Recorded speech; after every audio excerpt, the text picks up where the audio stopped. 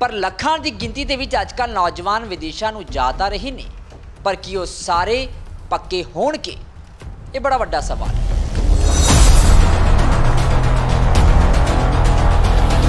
+2 वाले बच्चे ਲਈ ਇਹ ਬਹੁਤ ਵੱਡੀ ਦਿੱਕਤ ਆਉਣ ਵਾਲੇ ਟਾਈਮ ਦੇ ਵਿੱਚ ਹੈਗੀ ਹੈ ਜੇ ਬੱਚਾ ਸਿਰਫ ਤੇ ਸਿਰਫ ਟੋਰਾਂਟੋ ਵੈਨਕੂਵਰ ਵਾਲੇ ਪਾਸੇ ਹੀ ਟਾਰਗੇਟ ਕਰਕੇ ਚੱਲ ਰਿਹਾ।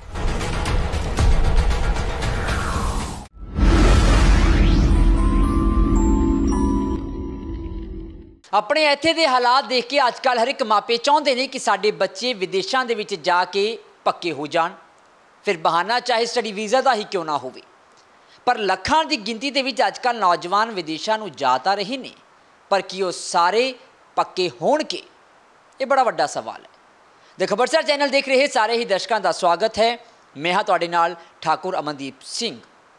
ਹੁਣ ਸਵਾਲ ਬੜਾ ਵਾਜਬ ਹੈ, ਇਸ ਦਾ ਜਵਾਬ ਵੀ ਚਾਹੀਦਾ ਹੈ, ਤੇ ਜਵਾਬ ਲੈਣ ਦੇ ਲਈ ਸਾਡੇ ਨਾਲ ਇਸ ਵੇਲੇ ਮੌਜੂਦ ਨੇ BSBW ਤੋਂ ਮਿਸਟਰ ਸੁਨੀਲ ਚੌਧਰੀ ਜੀ। ਸਭ ਤੋਂ ਪਹਿਲਾਂ ਸਵਾਗਤ ਕਰਾਂਗੇ ਭਾਜੀ, ਬਹੁਤ ਸਵਾਗਤ ਹੈ ਦ ਖਬਰਸਾਰ।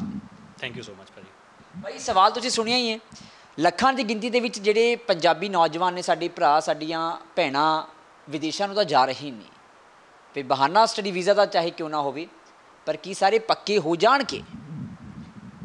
ਬਿਲਕੁਲ ਭਾਜੀ, ਸਵਾਲ ਤੁਹਾਡਾ ਜਿਹੜਾ ਹੈਗਾ ਬਹੁਤ ਵਾਜਿਬ ਹੈ। ਅੱਜ ਦੀ ਡੇਟ ਦੇ ਵਿੱਚ ਜੇ ਆਪਾਂ ਗੱਲ ਕਰੀਏ, ਮੈਕਸੀਮਮ ਬੱਚਾ ਜਿਹੜਾ ਜਾ ਰਿਹਾ ਉਹ ਕੈਨੇਡਾ ਜਾ ਰਿਹਾ। ਆਸਟ੍ਰੇਲੀਆ ਦੇ ਵਿੱਚ PR ਨੂੰ ਲੈ ਕੇ ਕਿੰਨੀ ਕੁ ਦਿੱਕਤ ਹੈ ਆਪਾਂ ਸਭ ਨੂੰ ਪਤਾ ਹੈ, ਨਿਊਜ਼ੀਲੈਂਡ ਦਾ ਆਪਾਂ ਨੂੰ ਪਤਾ ਹੈ, UK ਦੀਆਂ ਪਾਲਿਸੀਜ਼ ਨੂੰ ਆਪਾਂ ਪਤਾ ਹੈ। ਕੈਨੇਡਾ ਬੱਚਾ ਜਾਣਾ ਹੀ ਇਸ ਕਰਕੇ ਸ਼ੁਰੂ ਹੋਇਆ ਸੀ ਕਿ ਕੈਨੇਡਾ ਦੇ ਵਿੱਚ ਬੱਚੇ ਨੂੰ ਹਰ ਨੂੰ ਉਮੀਦ ਹੁੰਦੀ ਹੈ ਕਿ ਮੈਂ ਜਾ ਕੇ ਅੱਜ ਨਹੀਂ ਕੱਲ੍ਹ ਪੱਕਾ ਹੋ ਜਾਊਂਗਾ। ਪਰ ਜਿਹੜੀ ਇੱਕ ਪਿਛਲੇ 5 ਸਾਲ ਤੋਂ 7 ਸਾਲ ਤੋਂ ਇੱਕ ਰਿਵਾਇਤ ਚੱਲੀ ਆਉਂਦੀ ਹੈ, ਉਸ ਰਿਵਾਇਤ ਨੂੰ ਸਾਨੂੰ ਬਦਲਣਾ ਪੈਣਾ ਹੈ, ਕਿਉਂਕਿ ਇਹ ਚੀਜ਼ ਅਸੀਂ ਪਿਛਲੇ 2 ਸਾਲਾਂ ਤੋਂ 3 ਸਾਲ ਤੋਂ ਦੇਖ ਰਹੇ ਹਾਂ ਕਿ ਮੈਕਸੀਮਮ ਬੱਚਾ ਜੋ ਟੋਰਾਂਟੋ, ਬਰੈਂਪਟਨ, ਮਿਸੀਸਾਗਾ ਮਤਲਬ ਓਨਟਾਰੀਓ ਪ੍ਰੋਵਿੰਸ ਦੇ ਵਿੱਚ ਜਾ ਰਿਹਾ ਹੈ, ਜਾਂ ਜਾ ਰਿਹਾ ਬੱਚਾ ਬ੍ਰਿਟਿਸ਼ ਕੋਲੰਬੀਆ ਦੇ ਵਿੱਚ। ਬ੍ਰਿਟਿਸ਼ ਕੋਲੰਬੀਆ ਦੇ ਵਿੱਚ ਵੀ ਮੈਕਸੀਮਮ ਟਾਰਗੇਟ ਬੱਚੇ ਦਾ ਹੁੰਦਾ ਕਿ ਮੈਂ ਵੈਨਕੂਵਰ ਜਾਂ ਸਰੀ ਦੇ ਏਰੀਆ ਦੇ ਆਸ-ਪਾਸ ਹੀ ਜਾਵਾਂ। ਜਿਹੜਾ ਬੱਚਾ +2 ਕਰਕੇ ਇੱਥੋਂ ਹੁਣ ਜਾ ਰਿਹਾ ਹੈ, ਉਹ ਅਗਰ ਟੋਰਾਂਟੋ, ਬਰੈਂਪਟਨ ਦੇ ਨੇੜੇ ਜਾਂ BC ਦੀ ਬ੍ਰਿਟਿਸ਼ ਕੋਲੰਬੀਆ ਦੀ ਗੱਲ ਕਰੀਏ, ਵੈਨਕੂਵਰ, ਸਰੀ ਦੇ ਨੇੜੇ ਜਾ ਰਿਹਾ ਹੈ, ਉਹਨੂੰ ਪੱਕਾ ਹੋਣ ਦੇ ਵਿੱਚ ਅੱਜ ਵੀ ਬਹੁਤ ਸਾਰੀਆਂ ਦਿੱਕਤਾਂ ਆ ਰਹੀਆਂ, ਅਤੇ ਆਉਣ ਵਾਲੇ ਟਾਈਮ ਦੇ ਵਿੱਚ ਇਹ ਦਿੱਕਤਾਂ ਘਟਣੀਆਂ ਨਹੀਂ ਹੈ, ਵਧਣੀਆਂ ਹੈ। ਅਗਰ ਆਪਾਂ ਓਵਰਆਲ ਕੈਨੇਡਾ ਦੀ ਗੱਲ ਕਰੀਏ, ਕੈਨੇਡਾ ਏਰੀਆ ਦੇ ਵਿੱਚ ਇੰਡੀਆ ਨਾਲੋਂ ਬਹੁਤ ਵੱਡਾ ਹੈ। ਓਪਰਚੁਨਿਟੀ ਕੈਨੇਡਾ ਦੇ ਵਿੱਚ ਬਹੁਤ ਹੈ। ਲਾਜ਼ਮੀ ਗੱਲ ਹੈ ਕਿ ਜਿੰਨਾ ਬੱਚਾ ਜਾ ਰਿਹਾ ਉਹ ਪੱਕਾ ਹੋ ਜਾਣਾ ਹੈ, ਪਰ ਅਗਰ ਬੱਚਾ ਸਹੀ ਕਾਉਂਸਲਿੰਗ ਦੇ ਥਰੂ ਜਾਂਦਾ ਹੈ, ਬੱਚਾ ਇੱਥੋਂ ਹੀ ਸਾਰੇ ਆਪਣੇ ਆਪਸ਼ਨਸ ਸਾਰੇ ਦੇਖ ਕੇ ਕਿ ਉਹਨੂੰ ਕਿੱਥੇ PR ਮਿਲਣੀ ਹੈ, ਕਿੱਥੇ ਉਹਨੂੰ ਜਾਣਾ ਚਾਹੀਦਾ ਹੈ, ਇੱਕ ਸਹੀ ਦਿਸ਼ਾ ਦੇ ਵਿੱਚ ਅਗਰ ਪਹਿਲਾ ਕਦਮ ਬੱਚਾ ਚੱਕਦਾ ਹੈ ਤਾਂ ਉਹ ਬਹੁਤ ਆਸਾਨੀ ਦੇ ਨਾਲ ਪੱਕਾ ਹੋ ਜਾਊਗਾ। ਅਦਰਵਾਈਜ਼ ਘੁੰਮ ਘੁਮਾ ਕੇ ਉਹਨੂੰ ਬਹੁਤ ਸਾਰੀਆਂ ਮੁਸ਼ਕਲਾਂ ਦਾ ਸਾਹਮਣਾ ਕਰਨਾ ਪੈਣਾ, ਉਸ ਤੋਂ ਬਾਅਦ ਵਿੱਚ ਜਾ ਕੇ ਉਹ ਪੱਕਾ ਹੋਊਗਾ। ਮੈਂ ਤੁਹਾਨੂੰ ਇੱਕ ਰੀਸੈਂਟ ਐਕਸਪੀਰੀਅੰਸ ਆਪਣਾ ਦੱਸਦਾ। 2 ਜਾਂ 3 ਮਹੀਨੇ ਪਹਿਲਾਂ ਅਸੀਂ ਇੱਕ ਬੱਚਾ British Columbia university of Fraser valley ਦੇ ਵਿੱਚ ਭੇਜਿਆ ਸੀ 2 ਸਾਲ ਦਾ ਡਿਪਲੋਮਾ ਕਰਨ ਦੇ ਲਈ। ਅੱਜ ਤੋਂ 2-2.5 ਸਾਲ ਪਹਿਲਾਂ ਉਹਦੇ ਫਾਦਰ ਦਾ ਮੈਨੂੰ ਫੋਨ ਆਇਆ ਕਿ ਬੱਚੇ ਦਾ ਉੱਥੇ ਪ੍ਰੋਗਰਾਮ ਕੰਪਲੀਟ ਹੋ ਗਿਆ ਅਤੇ ਉਹ ਵਰਕ ਪਰਮਿਟ 'ਤੇ ਵੀ ਆ ਗਿਆ, ਅਤੇ ਹੁਣ ਉਹਨੂੰ PR ਦੇ ਵਿੱਚ ਬੜੀ ਦਿੱਕਤ ਆ ਰਹੀ ਹੈ। ਤੁਸੀਂ ਦੱਸੋ ਅਸੀਂ ਉਹਨੂੰ ਏਰੀਆ ਸ਼ਿਫਟ ਕਰਾਈਏ ਕਿ ਉਹਨੂੰ ਕਿਸੇ ਦੂਸਰੇ ਪ੍ਰੋਵਿੰਸ ਦੇ ਵਿੱਚ ਭੇਜੀਏ, ਜਾਂ ਉਹਨੂੰ ਉੱਥੇ LMIA ਦਵਾਈਏ ਕਿ LMIA ਦੇ ਨਾਲ ਐਡੀਸ਼ਨਲ ਪੁਆਇੰਟ ਮਿਲ ਜਾਂਦੇ ਆ ਕਿ ਉਹ ਉਹਦੇ ਨਾਲ ਪੱਕਾ ਹੋ ਜਾਵੇ। ਹੁਣ ਤੁਸੀਂ ਇੱਕ ਚੀਜ਼ ਇੱਥੇ ਦੇਖੋ, ਜਿਹੜਾ ਬੱਚਾ 2 ਸਾਲ ਉੱਥੇ ਪੜ੍ਹਿਆ ਹੈ ਤਾਂ 2 ਸਾਲ ਦੇ ਵਿੱਚ ਪਹਿਲੇ ਸਾਲ ਜਦੋਂ ਬੱਚਾ ਇੱਥੋਂ ਜਾਂਦਾ ਹੈ 14-15 ਲੱਖ ਉਹਦਾ ਫੀਸ ਪਲੱਸ GIC ਦਾ ਲੱਗਦਾ ਹੈ। 1 ਸਾਲ ਦੀ ਫੀਸ ਹੋਰ ਪਾ ਲਓ, 9 ਤੋਂ 10 ਲੱਖ ਰੁਪਇਆ, ਉਹ 25 ਲੱਖ ਉਹਨੇ 2 ਸਾਲ ਦਾ ਉੱਥੇ ਖਰਚ ਕਰ ਲਿਆ। 25 ਲੱਖ ਲਾਉਣ ਤੋਂ ਬਾਅਦ ਜੇ ਉਹਨੇ PR LMIA ਲੈ ਕੇ ਹੀ ਲੈਣੀ ਹੈ, ਜਿਹੜੀ ਉੱਥੇ ਫਿਰ ਪੈਸੇ ਦੇ ਕੇ ਲੈਣੀ ਪੈਣੀ ਹੈ, 25 ਤੋਂ 30 ਲੱਖ ਉਹਦਾ ਵੀ ਅੱਜ ਦੀ ਡੇਟ ਦੇ ਵਿੱਚ ਮੰਗਿਆ ਜਾਂਦਾ ਉੱਥੇ। ਬੱਚੇ ਨੂੰ PR ਕਿੰਨੇ 'ਚ ਪੈ ਗਈ? ਬੱਚੇ ਨੂੰ PR ਪੈ ਗਈ 50 ਤੋਂ 60 ਲੱਖ ਦੇ ਵਿੱਚ। ਸੋ 50 ਤੋਂ 60 ਲੱਖ ਕਿਹੜੇ ਮਾਪਿਓ ਦੇ ਕੋਲ ਪਿਆ ਹੈ ਜਿਹੜਾ ਬੱਚੇ ਦੇ ਉੱਪਰ ਉਹ ਲਾਣਗੇ ਅਤੇ ਬੱਚਿਆਂ ਨੂੰ ਉੱਥੇ ਪੱਕੇ ਕਰਾਉਣਗੇ? ਸੋ ਅਸੀਂ ਪਹਿਲੇ ਦਿਨ ਤੋਂ ਬੱਚੇ ਨੂੰ ਕਹਿੰਦੇ ਹਾਂ ਕਿ ਕੈਨੇਡਾ ਦੇ ਵਿੱਚ ਜਾਓ, ਜੀ ਸਦਕੇ ਜਾਓ, ਕੈਨੇਡਾ ਦੇ ਵਿੱਚ ਪੱਕੇ ਹੋ ਜਾਓਗੇ, ਪਰ ਇੱਕ ਪ੍ਰੋਪਰ ਚੈਨਲ ਤੁਹਾਨੂੰ ਪਹਿਲੇ ਦਿਨ ਤੋਂ ਫੋਲੋ ਕਰਨਾ ਪੈਣਾ। ਅਗਰ ਨਹੀਂ ਫੋਲੋ ਕਰੋਗੇ ਤਾਂ ਦਿੱਕਤ ਤੁਹਾਨੂੰ ਹੀ ਆਣੀ ਹੈ, ਭੇਜਣ ਵਾਲੇ ਨੇ ਤਾਂ ਭੇਜ ਹੀ ਦੇਣਾ। ਭਾਈ ਚੈਨਲ ਦੀ ਜੇ ਅਸੀਂ ਗੱਲ ਕਰੀਏ ਵੀ ਤੁਸੀਂ ਕਿਹਾ ਪ੍ਰੋਪਰ ਚੈਨਲ ਫੋਲੋ ਕਰੀਏ ਤਾਂ ਦਿੱਕਤਾਂ ਘੱਟ ਆਉਣਗੀਆਂ। ਦੇਖੋ ਸਟਰਗਲ ਤਾਂ ਹੈਗੀ ਹੈ ਬਾਹਰ ਵੀ ਜਾ ਕੇ। ਕਿੰਨੀ ਕੁ % ਤੁਹਾਡੇ ਕੋਲ ਇੱਦਾਂ ਦੀ ਹੈਗੀ ਹੈ ਜਿਹੜਾ ਸਿਰਫ ਇਹ ਕਹਿੰਦਾ ਸਾਨੂੰ ਬਾਹਰ ਭੇਜ ਦਿਓ, ਅੱਗੇ ਅਸੀਂ ਆਪ ਦੇਖ ਲਾਂਗੇ? ਮੈਕਸੀਮਮ ਜਿਹੜੀ ਰੇਸ਼ੋ ਹੈ ਅੱਜ ਦੇ ਟਾਈਮ ਦੇ ਵਿੱਚ, ਬੱਚਾ ਸਾਡੇ ਕੋਲ ਆਉਂਦਾ ਹੈ, ਐਕਚੁਅਲ ਦੇ ਵਿੱਚ ਕੀ ਹੈ ਕਿ ਬੱਚਾ ਕਾਉਂਸਲਿੰਗ ਲੈਣਾ ਹੀ ਨਹੀਂ ਚਾਹੁੰਦਾ। ਬੱਚਾ ਆ ਕੇ ਸਾਨੂੰ ਕਹਿੰਦਾ ਹੈ ਕਿ ਜੀ ਐਨੀ ਹਾਊ ਮੇਰਾ ਕੈਨੇਡਾ ਦਾ ਵੀਜ਼ਾ ਲਗਵਾ ਦਿਓ, ਮੈਂ ਉੱਥੇ ਜਾ ਕੇ ਆਪ ਦੇਖੂੰਗਾ ਮੈਂ ਕੀ ਕਰਨਾ ਹੈ ਅਤੇ ਮੈਂ ਕਿੱਦਾਂ ਸੈੱਟ ਹੋਣਾ। ਸੋ ਅਸੀਂ ਬੱਚੇ ਨੂੰ ਜਦੋਂ ਇਹ ਦੱਸਦੇ ਹਾਂ ਕਿ ਅੱਜ ਕੋਰਸ ਤੁਸੀਂ ਉਹ ਚੂਜ਼ ਕਰੋ, ਤੁਹਾਨੂੰ ਯਾਦ ਹੋਣਾ ਹੈ ਪਿਛਲੀ ਆਪਾਂ ਪਹਿਲੀ ਇੰਟਰਵਿਊ ਦੇ ਵਿੱਚ ਆਪਾਂ 4 ਤਰੀਕੇ ਦੱਸੇ ਸੀ ਕਿ ਇਹ ਤਰੀਕੇ ਅਗਰ ਤੁਸੀਂ ਫੋਲੋ ਕਰ ਲਓਗੇ ਤਾਂ ਕਦੇ ਵੀ ਤੁਸੀਂ ਠੱਗੀ ਦਾ ਸ਼ਿਕਾਰ ਨਹੀਂ ਹੋਵੋਗੇ। ਉਹੀ ਚੀਜ਼ਾਂ ਅਸੀਂ ਬੱਚਾ ਜਦੋਂ ਸਾਡੇ ਕੋਲ ਆਉਂਦਾ ਉਹਨੂੰ ਦੱਸਦੇ ਹਾਂ ਕਿ ਤੁਸੀਂ ਆਹ ਕਾਲਜ ਆਹ ਯੂਨੀਵਰਸਿਟੀ ਪਹਿਲੇ ਦਿਨ ਤੋਂ ਲੈ ਕੇ ਜਾਓਗੇ ਤਾਂ ਤੁਹਾਨੂੰ ਜਿਹੜਾ ਹੈਗਾ PR ਦੇ ਵਿੱਚ ਕੋਈ ਪ੍ਰੋਬਲਮ ਨਹੀਂ ਆਉਣ ਵਾਲੀ। ਪਰ ਬੱਚਾ ਮੰਨਣ ਨੂੰ ਤਿਆਰ ਨਹੀਂ। ਬੱਚੇ ਨੂੰ ਸਿਰਫ ਸੌਖਾ ਤੇ ਜਲਦੀ ਇੱਕ ਰਸਤਾ ਚਾਹੀਦਾ ਕਿ ਜਿਹਦੇ ਨਾਲ ਉਹ ਬਾਹਰ ਪਹੁੰਚ ਸਕੇ। ਪੰਜਾਬੀਆਂ ਨੂੰ ਜੁਗਾੜ ਜ਼ਿਆਦਾ ਪਸੰਦ ਨੇ, ਕਹਿ ਸਕਦੇ ਹੋ। ਤੇ ਸਰ 4 ਤਰੀਕੇ ਤੁਸੀਂ ਚੰਗੀ ਗੱਲ ਤੁਸੀਂ ਦੁਬਾਰਾ ਮੈਨੂੰ ਰਿਮਾਈਂਡ ਕਰਵਾਈ ਹੈ। ਤੇ ਉਹ 4 ਤਰੀਕੇ ਕੀ ਨੇ ਠੱਗੀ ਤੋਂ ਬਚਣ ਦੇ? ਕਿਉਂਕਿ ਟਰੈਵਲ ਏਜੰਟ ਬਹੁਤ ਜ਼ਿਆਦਾ ਠੱਗਦੇ ਨੇ। ਜੇ ਤੁਸੀਂ ਠੱਗੀ ਤੋਂ ਬਚਣਾ ਚਾਹੁੰਦੇ ਹੋ 4 ਤਰੀਕੇ ਕੀ ਨੇ ਉਹ ਗੱਲਾਂ ਧਿਆਨ 'ਚ ਰੱਖੋ। ਮੈਂ ਸਰ ਨੂੰ ਕਹਾਂਗਾ ਸਰ ਇੱਕ ਵਾਰ ਦੁਬਾਰਾ ਪਲੀਜ਼ ਸਾਡੇ ਦਰਸ਼ਕਾਂ ਨੂੰ ਦੱਸੋ ਵੀ ਉਹ 4 ਪੁਆਇੰਟਸ ਕਿਹੜੇ ਯਾਦ ਰੱਖਣ ਵਾਲੇ ਨੇ। ਪਹਿਲੇ ਦਿਨ ਤੋਂ ਹੀ ਮੈਂ ਇਹ ਚੀਜ਼ ਕਹਿੰਦਾ ਆ ਰਿਹਾ ਕਿ ਪਹਿਲੀ ਚੀਜ਼ ਬੱਚੇ ਨੂੰ ਆਪਣਾ ਕੋਰਸ ਤੇ ਕਾਲਜ ਪਤਾ ਹੋਣਾ ਚਾਹੀਦਾ ਕਿ ਕਿਹੜੇ ਕਾਲਜ ਯੂਨੀਵਰਸਿਟੀ ਦੇ ਵਿੱਚ ਉਹ ਜਾ ਰਿਹਾ। ਦੂਜੀ ਚੀਜ਼ ਬੱਚਾ ਆਪਣੇ ਓਰੀਜਨਲ ਡਾਕੂਮੈਂਟ ਕਦੇ ਕਿਸੇ ਨੂੰ ਨਾ ਦੇਵੇ ਜਿਹਦੇ ਕਰਕੇ ਉਹਦੇ ਫਸਣ ਦੇ ਚਾਂਸ ਬਹੁਤ ਜ਼ਿਆਦਾ ਹੋ ਜਾਂਦੇ। ਤੀਜੀ ਚੀਜ਼ ਕਿ ਬੱਚੇ ਨੂੰ ਇਹ ਪਤਾ ਹੋਣਾ ਚਾਹੀਦਾ ਕਿ ਉਹਦੀ ਫਾਈਲ ਜਿਹੜੀ ਲੱਗ ਰਹੀ ਹੈ ਉਹ ਫਾਈਲ ਦੇ ਵਿੱਚ ਉਹਦੇ ਕਿਹੜੇ ਕਿਹੜੇ ਡਾਕੂਮੈਂਟ ਲੱਗ ਰਹੇ ਹੈ। ਫਾਈਲ ਬੱਚਾ ਆਪਣੀ ਕੋਲ ਬੈਠ ਕੇ ਲਵਾਵੇ ਤੇ ਉਹਨੂੰ ਜਿਹੜਾ ਉਹਦਾ ਕਾਲਜ ਹੈ ਜਾਂ ਯੂਨੀਵਰਸਿਟੀ ਹੈ ਜਿਹੜੇ ਵਿੱਚ ਉਹ ਜਾ ਰਿਹਾ ਹੈ ਉਹਦੀ ਉਹਨੂੰ ਪੂਰੀ ਰਿਸਰਚ ਪਤਾ ਹੋਣੀ ਚਾਹੀਦੀ ਹੈ ਕਿ ਉਸ ਕਾਲਜ ਯੂਨੀਵਰਸਿਟੀ ਦੇ ਵਿੱਚ ਉਹਨੂੰ ਵਰਕ ਪਰਮਿਟ ਮਿਲੂਗਾ ਵੀ ਜਾਂ ਨਹੀਂ ਮਿਲੂਗਾ। ਕਿ ਅਸੀਂ ਪਹਿਲੇ ਦਿਨ ਤੋਂ ਕਹਿੰਦੇ ਆ ਰਹੇ ਕਿ ਬੱਚਾ ਇਹ ਦੇਖ ਕੇ ਚੱਲੇ ਤਾਂ ਬੱਚੇ ਨਾਲ ਕਦੇ ਵੀ ਠੱਗੀ ਨਹੀਂ ਹੋ ਸਕਦੀ। ਤੁਸੀਂ ਗੱਲ ਕਹਿ ਰਹੇ ਹੋ ਵੀ ਹੁਣ ਜਿਵੇਂ ਅਸੀਂ ਗੱਲ ਕਹੀਏ ਵੀ ਪੱਕੇ ਹੋਣ ਦੇ ਵਿੱਚ ਦਿੱਕਤ ਆ ਰਹੀ ਹੈ। ਕੈਨੇਡਾ ਦੇ ਕੁਝ ਖਾਸ ਤੁਸੀਂ ਕਹਿ ਲਓ ਵੀ ਲੋਕੇਸ਼ਨਸ ਨੇ ਜਿੱਥੇ ਦਿੱਕਤ ਆ ਰਹੀ ਹੈ ਕਿ ਪੂਰੇ ਕੈਨੇਡਾ ਵਿੱਚ ਹੀ ਦਿੱਕਤ ਆ ਰਹੀ ਹੈ ਪੱਕੇ ਹੋਣ ਦੀ? ਪੂਰੇ ਕੈਨੇਡਾ ਦੇ ਵਿੱਚ ਦਿੱਕਤ ਨਹੀਂ ਹੈਗੀ। ਦੇਖੋ ਇਸ ਚੀਜ਼ ਨੂੰ ਨਾ ਸਾਨੂੰ ਸਮਝਣਾ ਪੈਣਾ। ਪ੍ਰੋਬਲਮ ਕੀ ਹੈ ਕਿ ਕੈਨੇਡਾ ਦੇ 2 ਪ੍ਰੋਵਿੰਸਸ ਓਨਟਾਰੀਓ ਔਰ ਬ੍ਰਿਟਿਸ਼ ਕੋਲੰਬੀਆ ਜਿਨ੍ਹਾਂ ਦੇ ਵਿੱਚ ਕੈਨੇਡਾ ਦੀ ਮੈਕਸਿਮਮ ਪਾਪੂਲੇਸ਼ਨ ਹੈ, ਮੈਕਸਿਮਮ ਪਾਪੂਲੇਟਿਡ ਏਰੀਆਜ਼ ਹੈਗੇ। ਓਨਟਾਰੀਓ ਦੇ ਵਿੱਚ ਅਗਰ ਆਪਾਂ ਗੱਲ ਕਰੀਏ ਤਾਂ Toronto city, Brampton, Mississauga maximum Punjabi population ਇਹਦੇ ਆਸ-ਪਾਸ ਵਸੀ ਹੋਈ ਹੈ। ਸੇਮ ਬ੍ਰਿਟਿਸ਼ ਕੋਲੰਬੀਆ ਦੀ ਅਗਰ ਗੱਲ ਕਰੀਏ ਤਾਂ ਸਰੀ, ਵੈਨਕੂਵਰ ਮੈਕਸਿਮਮ ਪੰਜਾਬੀ ਪਾਪੂਲੇਸ਼ਨ ਉਹਦੇ ਆਸ-ਪਾਸ ਹੈ। ਸੋ ਬੱਚਾ ਹਮੇਸ਼ਾ ਪ੍ਰੈਫਰ ਕਰਦਾ ਹੈ ਕਿ ਜਿੱਥੇ ਮੇਰਾ ਕੋਈ ਰਿਲੇਟਿਵ, ਮੇਰਾ ਕੋਈ ਬਲੱਡ ਰਿਲੇਸ਼ਨ ਦੇ ਵਿੱਚ ਜਾਂ ਮੇਰਾ ਕੋਈ ਨੋਨ, ਮੇਰਾ ਕੋਈ ਫਰੈਂਡ ਸਰਕਲ ਰਹਿੰਦਾ ਬੱਚਾ ਉੱਥੇ ਜਾਣਾ ਪ੍ਰੈਫਰ ਕਰਦਾ ਹੈ। ਬੱਚਾ ਸ਼ਾਰਟ ਟਰਮ ਜਿਹੜਾ ਹੈਗਾ ਈਜ਼ ਦੇਖ ਰਿਹਾ ਹੈ, ਜਿਹੜਾ ਛੋਟੇ ਸਮੇਂ ਦਾ ਜਿਹੜਾ ਸੁੱਖ ਦੇਖਦੇ ਹੋਏ ਬੱਚਾ ਆਪਣਾ ਲੌਂਗ ਟਰਮ ਜਿਹੜਾ ਉਹਦਾ ਗੋਲ ਹੈ ਉਹ ਤੋਂ ਭਟਕ ਰਿਹਾ ਹੈ। ਅਸੀਂ ਬੱਚੇ ਨੂੰ ਕਹਿੰਦੇ ਕਿ ਇਹਨਾਂ ਏਰੀਆਜ਼ ਦੇ ਵਿੱਚ ਜਾਣਾ ਤੁਸੀਂ ਥੋੜ੍ਹੇ ਟਾਈਮ ਲਈ ਤਾਂ ਤੁਹਾਨੂੰ ਸੁੱਖ ਮਿਲੂਗਾ ਪਰ ਕੱਲ੍ਹ ਨੂੰ ਜਦੋਂ ਤੁਹਾਨੂੰ ਪ੍ਰੋਬਲਮ ਆਉਣੀ ਹੈ PR ਦੇ ਵਿੱਚ ਅਲਟੀਮੇਟ ਗੋਲ ਤਾਂ ਹਰ ਬੱਚੇ ਦਾ ਪੱਕਾ ਹੋਣਾ ਹੈ ਨਾ। ਜੇ ਤੁਸੀਂ ਪਹਿਲੇ ਦਿਨ ਤੋਂ ਹੀ ਇੱਦਾਂ ਦੇ ਏਰੀਆਜ਼ ਚੂਜ਼ ਕਰਕੇ ਚੱਲੋਗੇ ਕਿ ਤੁਸੀਂ ਅਲਬਰਟਾ ਜਾ ਰਹੇ ਹੋ, ਅਲਬਰਟਾ ਦੇ ਵਿੱਚ PR ਬਹੁਤ ਸੌਖੀ ਹੈ ਬੱਚੇ ਨੂੰ, ਜਾਂ ਬੱਚਾ ਅਗਰ ਪਹਿਲੇ ਦਿਨ ਤੋਂ ਮੈਨੀਟੋਬਾ ਜਾਂਦਾ ਹੈ ਤਾਂ ਮੈਨੀਟੋਬਾ ਦੇ ਵਿੱਚ ਬੱਚੇ ਨੂੰ PR ਸੌਖੀ ਹੈ। ਸਸਕੈਚੇਵਨ ਦੇ ਵਿੱਚ PR ਓਨਟਾਰੀਓ ਤੇ ਬ੍ਰਿਟਿਸ਼ ਕੋਲੰਬੀਆ ਦੇ ਕੰਪੈਰੇਟਿਵ ਬਹੁਤ ਸੌਖੀ ਹੈ। ਫਿਰ ਨਿਊ ਬ੍ਰੰਸਵਿਕ ਦੇ ਵਿੱਚ ਅਗਰ ਬੱਚਾ ਜਾ ਰਿਹਾ ਹੈ ਜਾਂ ਨਿਊ ਫਾਊਂਡਲੈਂਡ ਦੇ ਵਿੱਚ ਬੱਚਾ ਜਾ ਰਿਹਾ ਹੈ ਤਾਂ ਉੱਥੇ ਬੱਚੇ ਨੂੰ PR ਸੌਖੀ ਹੈ। ਬਾਕੀ ਜੇ ਮੈਂ ਕਿਤੇ ਗਲਤ ਹੋਵਾਂ ਤਾਂ ਇਹਦੇ 'ਚ ਕਮੈਂਟਸ ਦੇ ਵਿੱਚ ਜਿਹੜੇ ਆਲਰੇਡੀ ਇੰਟਰਨੈਸ਼ਨਲ ਸਟੂਡੈਂਟ ਕੈਨੇਡਾ ਦੇ ਵਿੱਚ ਬੈਠਾ ਹੈ ਉਹ ਦੱਸ ਸਕਦੇ ਆ, ਉਹ ਦੱਸਣਗੇ ਕਿ ਕਿਹੜੇ ਏਰੀਆ ਦੇ ਵਿੱਚ ਬੱਚੇ ਨੂੰ ਜਾਣਾ ਚਾਹੀਦਾ। ਸੋ ਅਸੀਂ ਫਸਟ ਡੇ ਤੋਂ ਇਹ ਚੀਜ਼ ਬੱਚੇ ਨੂੰ ਗਾਈਡ ਕਰਨ ਦੀ ਕੋਸ਼ਿਸ਼ ਕਰਦੇ ਹਾਂ ਕਿ ਇੱਥੇ ਜਾਓ। ਬੱਚਾ ਜਾਂਦਾ ਕਿਉਂ ਨਹੀਂ, ਮੈਂ ਤੁਹਾਨੂੰ ਕਾਰਨ ਦੱਸਦਾ ਬੱਚਾ ਕਿਉਂ ਨਹੀਂ ਜਾਂਦਾ। ਬੱਚਾ ਕਹਿੰਦਾ ਜੀ ਉੱਥੇ ਪਾਰਟ ਟਾਈਮ ਓਪਰਚੁਨਿਟੀ ਜਿਹੜੀ ਵਰਕ ਓਪਰਚੁਨਿਟੀ ਹੈ ਉਹ ਘੱਟ ਹੈ, ਕਿਉਂਕਿ ਸਾਡਾ ਮਕਸਦ ਹੀ ਬਾਹਰ ਜਾ ਕੇ ਕੰਮ ਕਰਨਾ ਹੈ। ਜਦੋਂ ਸਾਡੇ ਕੋਲ ਬੱਚਾ ਆਉਂਦਾ ਹੈ ਅਸੀਂ ਪਹਿਲੇ ਦਿਨ ਬੱਚੇ ਨੂੰ ਕਾਉਂਸਲਿੰਗ ਦੇ ਵਿੱਚ ਪੁੱਛਦੇ ਹਾਂ ਕਿ ਪਹਿਲਾਂ ਤੁਸੀਂ ਇਹ ਡਿਸਾਈਡ ਕਰੋ ਕਿ ਤੁਹਾਡਾ ਬਾਹਰ ਜਾਣ ਦਾ ਮਕਸਦ ਕੀ ਹੈ। ਪਹਿਲਾਂ ਆਪਣਾ ਬਜਟ ਪਲਾਨ ਕਰੋ। ਜੇ ਤਾਂ ਤੁਸੀਂ ਸਿਰਫ ਇਸ ਪਰਪਸ ਲਈ ਜਾ ਰਹੇ ਹੋ ਕਿ ਇੱਕ ਵਾਰ ਅਸੀਂ ਕੈਨੇਡਾ ਪਹੁੰਚੀਏ, ਅਸੀਂ ਆਪਣਾ ਰਹਿਣ ਸਹਿਣ ਦਾ, ਅਸੀਂ ਆਪਣਾ ਅੱਗੇ ਦੀ ਫੀਸ ਅਸੀਂ ਖੁਦ ਕੱਢਣੀ ਹੈ, ਤਾਂ ਤੁਸੀਂ ਪਹਿਲਾਂ ਹੀ ਐਸਾ ਕਾਲਜ ਚੂਜ਼ ਕਰਕੇ ਚੱਲੋ ਕਿ ਜਿੱਥੇ ਤੁਹਾਡੀ ਫੀਸ ਘੱਟ ਹੈ। ਬੱਚਾ ਇੱਥੋਂ ਕੀ ਕਰਦਾ ਜਦੋਂ ਸਾਡੇ ਕੋਲ ਆਉਂਦਾ ਹੈ ਉਦੋਂ ਕਹਿੰਦਾ ਜੀ ਨਹੀਂ ਮੈਨੂੰ ਵਧੀਆ ਕਾਲਜ, ਟੌਪ ਦਾ ਕਾਲਜ, ਟੌਪ ਦੀ ਯੂਨੀਵਰਸਿਟੀ ਦਿਵਾਓ। ਟੌਪ ਦਾ ਕਾਲਜ, ਟੌਪ ਦੀ ਯੂਨੀਵਰਸਿਟੀ ਬੱਚੇ ਨੇ ਚੂਜ਼ ਕਰਨੀ, ਉਹਦੀ ਫੀਸ ਵੀ ਜ਼ਿਆਦਾ ਹੈ, ਮਹਿੰਗਾ ਹੈ। ਇੱਥੋਂ ਮਾਪਿਓ 1 ਸਾਲ ਦੀ ਫੀਸ ਦੇ ਕੇ ਤੋੜ ਦਿੰਦੇ ਆ, GIC ਦੇ ਕੇ ਭੇਜ ਦਿੰਦੇ ਆ। ਅਗਲੇ ਸਾਲ ਬੱਚੇ ਤੋਂ ਆਪਦੀ ਫੀਸ ਨਹੀਂ ਨਿਕਲਦੀ, ਬੱਚਾ ਸਮੈਸਟਰ ਡਰੋਪ ਕਰਦਾ। ਜਿੱਦਣ ਬੱਚੇ ਨੇ ਇੱਕ ਸਮੈਸਟਰ ਡਰੋਪ ਕਰ ਲਿਆ ਉਹਨੂੰ ਉਦਣ ਤੋਂ ਹੀ ਦਿੱਕਤਾਂ ਸ਼ੁਰੂ ਹੋ ਗਈਆਂ। ਕੱਲ੍ਹ ਨੂੰ ਉਹਨੂੰ ਵਰਕ ਪਰਮਿਟ ਲੈਣ ਦੇ ਵਿੱਚ ਵੀ ਦਿੱਕਤ ਆਉਣੀ ਹੈ, ਕੱਲ੍ਹ ਨੂੰ ਉਹਨੂੰ PR ਲੈਣ ਦੇ ਵਿੱਚ ਵੀ ਦਿੱਕਤ ਆਉਣੀ ਹੈ। ਜਦੋਂ ਮੈਂ ਕਾਲਜ ਜਾਂ ਯੂਨੀਵਰਸਿਟੀ ਦੀ ਗੱਲ ਕਰਦਾ ਮੈਂ ਹਮੇਸ਼ਾ ਸਰਕਾਰੀ ਕਾਲਜ ਅਤੇ ਸਰਕਾਰੀ ਯੂਨੀਵਰਸਿਟੀ ਦੀ ਗੱਲ ਕਰਦਾ। ਬੱਚੇ ਨੂੰ ਜਦੋਂ ਅਸੀਂ ਘੱਟ ਫੀਸ ਵਾਲੀ ਯੂਨੀਵਰਸਿਟੀ ਦੱਸਦੇ ਹਾਂ ਤਾਂ ਬੱਚੇ ਨੂੰ ਲੱਗਦਾ ਸ਼ਾਇਦ ਇਹ ਕਾਲਜ ਯੂਨੀਵਰਸਿਟੀ ਵਧੀਆ ਨਹੀਂ। ਜਦੋਂ ਅਸੀਂ ਬੱਚੇ ਨੂੰ ਕਹਿੰਦੇ ਕਿ ਤੁਸੀਂ ਅਲਬਰਟਾ ਚਲੇ ਜਾਓ ਜਾਂ ਮੈਨੀਟੋਬਾ ਚਲੇ ਜਾਓ ਤਾਂ ਬੱਚੇ ਦੇ ਮਨ 'ਚ ਇੱਕ ਵਹਿਮ ਹੈ ਕਿ ਉਹ ਜਿਹੜੇ ਏਰੀਆਜ਼ ਹੈ ਉਹ ਅੰਡਰ ਡਿਵੈਲਪਡ ਏਰੀਆਜ਼ ਹੈ। ਤੁਸੀਂ ਅੱਜ ਦੇ ਜੇ ਆਪਾਂ ਹਾਲਾਤਾਂ ਦੀ ਗੱਲ ਕਰੀਏ, ਅਸੀਂ ਪੰਜਾਬ ਦੇ ਵਿੱਚ ਰਹਿੰਦੇ ਹਾਂ।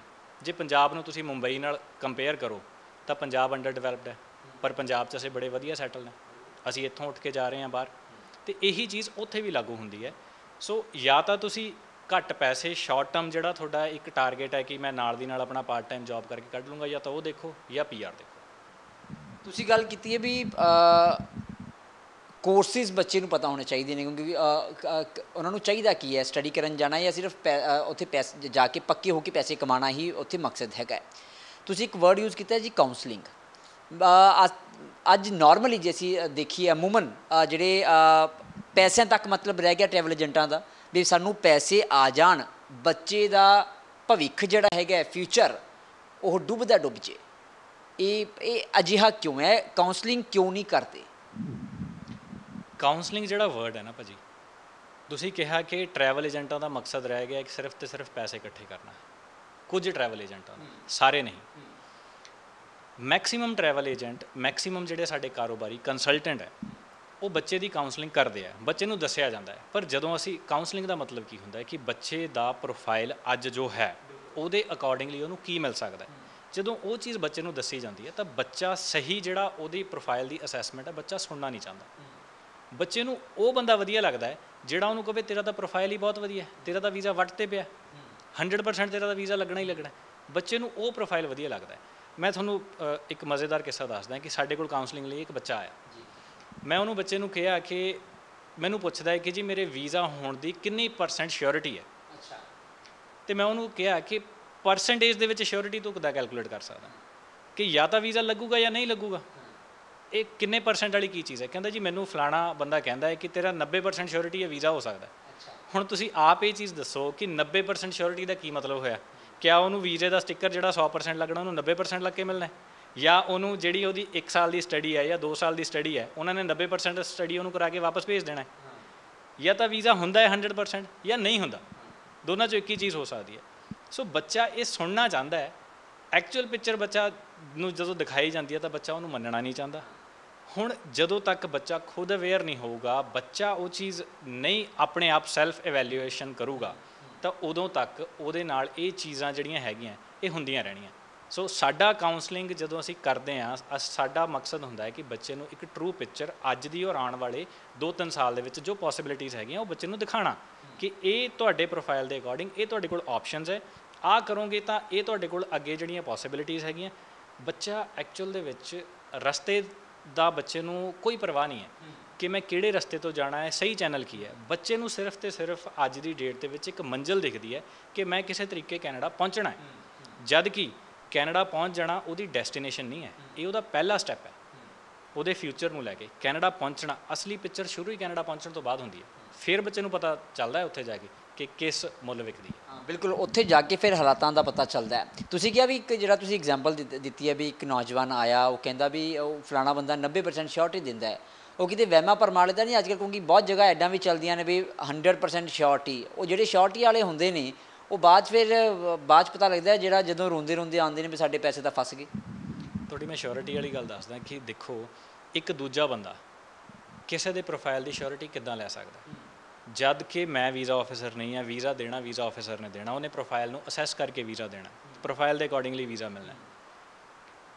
ਮੈਂ ਅਕਸਰ ਮਾਂ ਪਿਓ ਨੂੰ ਇਹ ਸਵਾਲ ਪੁੱਛਦਾ ਹੁੰਦਾ ਜਦੋਂ ਮੇਰੇ ਕੋਲ ਆਉਂਦੇ ਆ, ਸਾਡਾ ਆਇਲਸ ਇੰਸਟੀਚਿਊਟ ਵੀ ਹੈ, ਬੱਚੇ ਸਾਡੇ ਕੋਲ ਆਇਲਸ ਕਰਨ ਵੀ ਆਉਂਦੇ ਆ।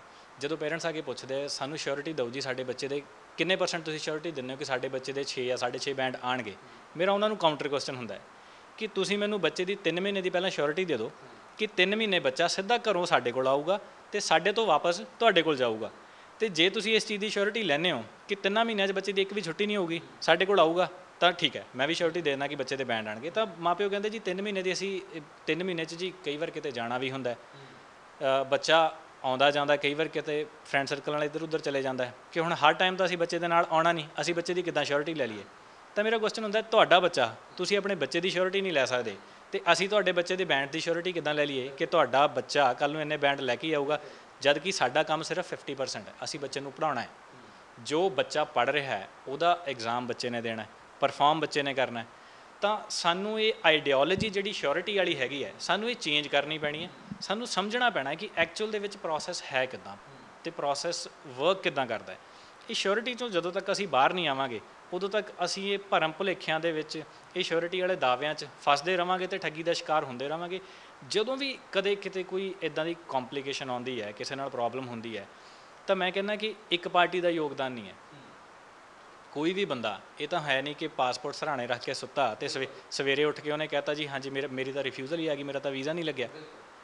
ਅਕਸਰ ਨੂੰ ਉਹ ਡਾਕੂਮੈਂਟ ਲੈ ਕੇ ਕਿਸੇ ਦੇ ਕੋਲ ਗਿਆ ਹੈ, ਦੋਨਾਂ ਪਾਰਟੀਆਂ ਦੀ ਕੋਈ ਟਰਮਸ ਐਂਡ ਕੰਡੀਸ਼ਨਸ ਹੋਈਆਂ ਹੈ ਜਿਹਦੇ ਤੇ ਉਹ ਅਗਰੀ ਹੋਏ ਹੈ, ਤੇ ਜਿਹਦੇ ਕਰਕੇ ਉਹਨਾਂ ਨੇ ਅਪਲਾਈ ਕੀਤਾ, ਤੇ ਜਾਂ ਤਾਂ ਅਪਲਾਈ ਕਰਨ ਤੋਂ ਬਾਅਦ ਜਾਂ ਤਾਂ ਰਿਫਿਊਜ਼ਲ ਆਊਗੀ ਜਾਂ ਅਪਰੂਵਲ ਆਊਗੀ।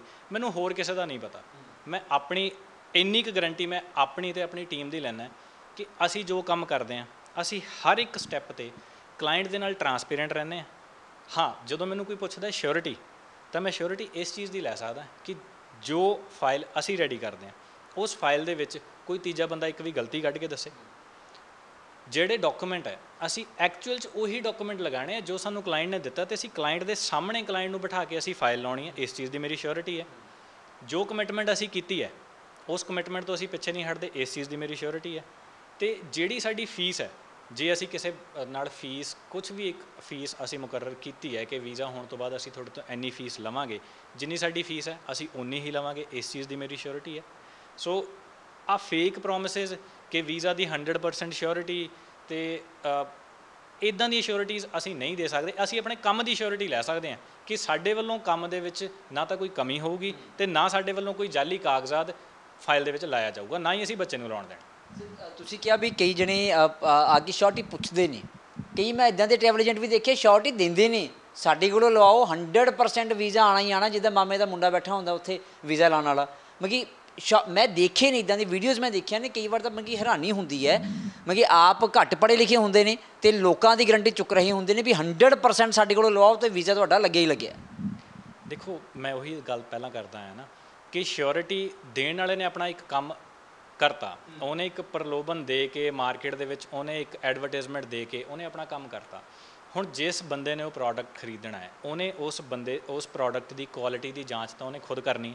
ਉਹਨੇ ਦੇਖਣਾ ਕਿ ਵਾਕਈ ਜੋ ਪ੍ਰੋਡਕਟ ਮੈਨੂੰ ਦਿੱਤਾ ਜਾ ਰਿਹਾ ਉਹ ਮੈਨੂੰ ਲੈਣਾ ਵੀ ਚਾਹੀਦਾ ਜਾਂ ਨਹੀਂ ਲੈਣਾ ਚਾਹੀਦਾ। ਮਾਰਕੀਟ ਦੇ ਵਿੱਚ ਜਗ੍ਹਾ ਜਗ੍ਹਾ ਲੋਕ ਬੈਠੇ ਆ, ਸਰਵਿਸਿਜ਼ ਪ੍ਰੋਵਾਈਡ ਕਰ ਰਹੇ ਆ, ਸਾਰੀ ਇਨਫੋਰਮੇਸ਼ਨ ਇੰਟਰਨੈਟ 'ਤੇ ਪਈ ਹੈ।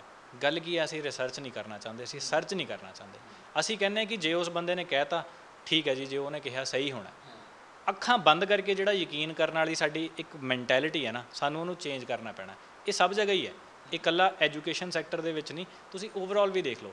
ਅੱਜ ਪੰਜਾਬ ਜਿਨ੍ਹਾਂ ਹਾਲਾਤਾਂ 'ਚੋਂ ਲੰਘ ਰਿਹਾ ਹੈ ਉਹ ਕਿਉਂ ਹੋਇਆ ਕਿ ਅਸੀਂ ਹਰ ਚੀਜ਼ ਨੂੰ ਅੱਖਾਂ ਬੰਦ ਕਰਕੇ ਉਹਦੇ 'ਤੇ ਯਕੀਨ ਕਰਦੇ ਹਾਂ। ਨਤੀਜੇ ਅੱਜ ਸਾਡੇ ਸਾਹਮਣੇ। ਸੌਖੇ ਸ਼ਬਦਾਂ 'ਚ ਜੇ ਮੈਂ ਕਹਾਂ, ਭਾਜੀ ਦਾ ਕਹਿਣ ਦਾ ਮਤਲਬ ਹੈ ਕਿ ਅਸੀਂ ਭੇਡਾਂ ਨਾ ਬਣੀਏ। ਹੁਣ ਭੇਡਾਂ ਤੋਂ ਮੇਰਾ ਭਾਵ ਸਾਡੇ ਕਈ ਦੋਸਤ ਸਮਝ ਵੀ ਗਏ ਹੋਣਗੇ ਕਿ ਭੇਡਾਂ ਦਾ ਫਿਰ ਹਸ਼ਰ ਕੀ ਹੁੰਦਾ, ਜਦੋਂ ਅਸੀਂ ਭੇਡ ਚਾਲ 'ਚ ਪੈਂਦੇ ਹਾਂ ਫਿਰ ਕੀ ਹੁੰਦਾ।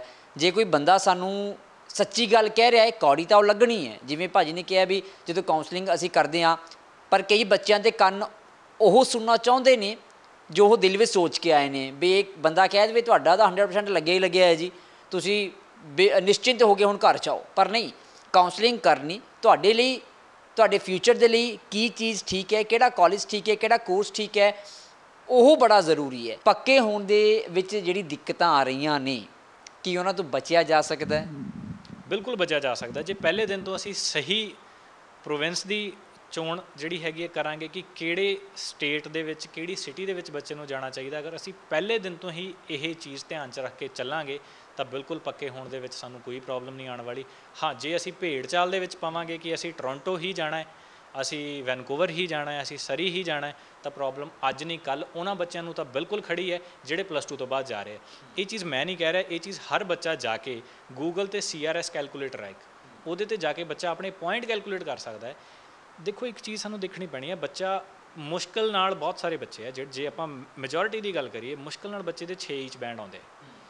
ਅਤੇ ਜਦੋਂ +2 ਵਾਲੇ ਬੱਚੇ ਨੇ ਜਾ ਕੇ ਉੱਥੇ PR ਫਾਈਲ ਕਰਨੀ ਹੈ 2 ਸਾਲਾਂ ਬਾਅਦ, ਤਾਂ ਉਹਨੂੰ CLB 9 ਇੱਕ ਜਿਹੜਾ ਹੈਗਾ ਲੈਂਗੁਏਜ ਨੂੰ ਮਾਪਣ ਦਾ ਇੱਕ ਪੈਰਾਮੀਟਰ ਹੈ CLB 9, ਕੈਨੇਡੀਅਨ ਲੈਂਗੁਏਜ ਬੈਂਚਮਾਰਕ 9।